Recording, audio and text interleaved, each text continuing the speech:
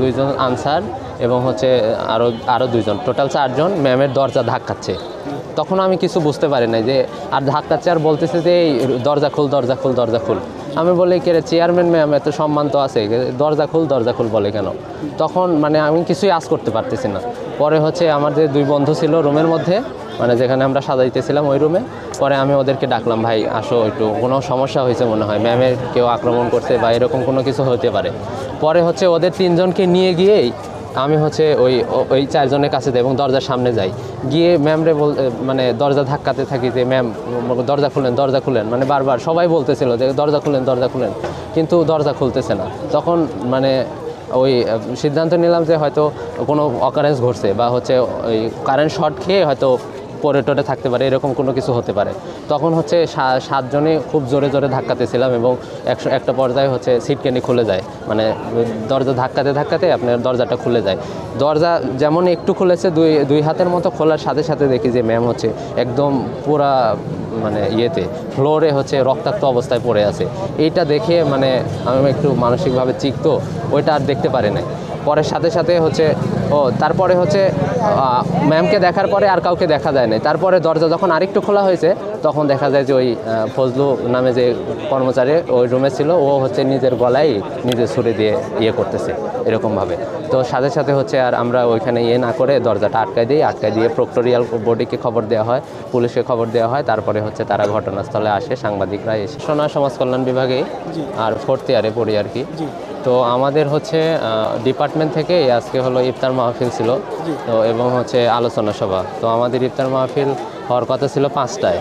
তো আমাদের ম্যাম হচ্ছে 3:30টায় স্বাভাবিকভাবে বাসায় চলে আসে, কিন্তু ইফতার মাহফিল থাকার কারণে উনি হচ্ছে মানে অবস্থান করতেছিলেন আর কি ডিপার্টমেন্টেই। তো আমরা 3 বন্ধু হচ্ছে ওই রুম যেখানে আমাদের মাহফিল হবে, ওখানে হচ্ছে 231 নম্বর রুম অনুষদ ভবনে, ওখানে আমরা করি ওই মানে সাজাতেছিলাম আর কি, মঞ্চ সাজাতেছিলাম এবং ব্যানার ট্যানার লাগাতেছিলাম। বাত ব্যথা, প্যারালাইসিস কিংবা আর্থ্রাইটিস, আধুনিক ফিজিওথেরাপি ও পুনর্বাসন চিকিৎসায় নির্ভরযোগ্য নাম ডিপিআরসি। তো মঞ্চ সাজাতে আমি হচ্ছে বের হয়ে ম্যামের রুমে ওই মানে আমার ভাউচারগুলো আমি খরচ করছি, তো সব কিছু, তারপরে হচ্ছে আপনার খাবার টাবার, তারপরে ব্যানার ট্যানার করা এগুলো। তো এই জিনিসটা হচ্ছে ম্যামকে ভাউচারগুলো জমা দেওয়ার জন্য আমি রুম থেকে বের হয়েছি, 231 নম্বর রুম থেকে বের হয়ে বারান্দায় আসছি। এখন দেখি যে হচ্ছে 2 জন আনসার এবং হচ্ছে আরও 2 জন, টোটাল 4 জন ম্যামের দরজা ধাক্কাচ্ছে। তখন আমি কিছু বুঝতে পারি না যে আর ধাক্কাচ্ছে আর বলতেছে যে এই দরজা খুল। আমি বলি কে রে, চেয়ারম্যান ম্যাম, এত সম্মান তো আছে, দরজা খুল বলে কেন? তখন মানে আমি কিছুই আজ করতে পারতেছি না।